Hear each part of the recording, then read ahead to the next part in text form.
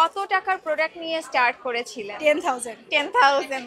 এগুলা কি রাজস্থানী? হ্যাঁ, রাজস্থানী। কারণ আমার বেসিক্যালি রিপিট কাস্টমার গুলো বেশি। আমার কিছু মাদার পার্লের এই যে এইগুলা কিন্তু অনেক ইউনিক। হ্যাঁ, মাদার মানে পজিটিভিটি থেকে তো সাহসটা পেয়ে আসছে।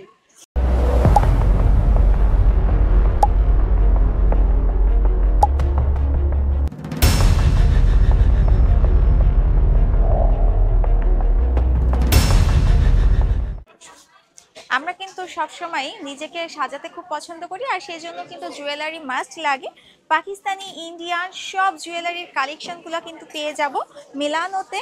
আপুদের কিন্তু ফেসবুক পেজ স্ক্যান করে নিয়ে নিতে পারেন। আর আপু আমার সাথেই আছে, আমরা দেখবো আপুর কাছ থেকে কি কি পাচ্ছি। আপু, আপনার এখানে কি কি পাচ্ছি?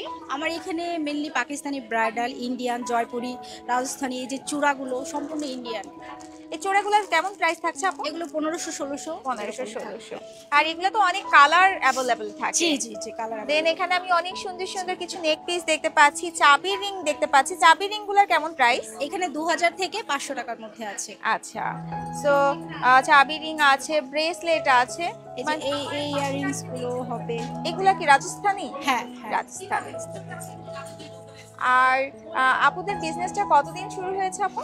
আমার বিজনেসটা চলছে প্রায় 3 বছর। 3 বছর। সো কেমন ধরনের ডিফিকাল্টিস ফিল হয় বা ফেস করেন, কেমন difficulty? Different customer, different experience. তো এমন কখনো হয় যে অনলাইনে অর্ডার করেছে, পাঠিয়ে দিয়েছেন, রিসিভ করেনি, এমন হয়েছে কখনো? খুব কম। কারণ আমার বেসিক্যালি রিপিট কাস্টমার গুলো বেশি। আচ্ছা, প্রোডাক্ট ভালো হলে মানুষ বারবার নিবে। আমার অনলাইনে রিপিট কাস্টমার গুলো বেশি, প্লাস এই যে অফলাইনে আসার কারণটা যে আরো তাদের সাথে কানেক্টিভিটিটা আরো যাতে বেড়ে যায়। আর এমন কি কখনো হয় যে আপু একটা প্রাইস ফিক্সড করে দিয়েছেন, অনলাইনে আবার বলছে যে আরেকটু কমান, এমন হয়? মাঝে মাঝে হয়। কেমন লাগে তখন? কমিয়ে দেন? কিছু মানে প্রোডাক্ট অনেক বেশি নিলে তখন কিছু ডিসকাউন্ট করে দেই। আবার বিশেষ কিছু অফার থাকে, যেমন আমার পেজের বর্ষপূর্তি উপলক্ষে বা ইয়ার এন্ড সেল এরকম যখন হয় তখন তো কিছু ডিসকাউন্ট দিয়ে দেন। আপুদের যখন ফার্স্ট বিজনেসটা শুরু করেন তখন ঠিক কত টাকার প্রোডাক্ট নিয়ে স্টার্ট করেছিলেন? 10,000। 10,000। 3 বছর আগে 10,000 মানে কি বেশ ভালোই। আর ফার্স্ট যে কাস্টমারটা আসে কত টাকার অর্ডার করেছিল? 750। ওকে, এটা কি পরিচিত ছিল নাকি টোটালি আননোন? একদম নতুন। একদম। তখনকার অনুভূতিটা কেমন ছিল আপু? ভালো ছিল, অনেক ভালো ছিল।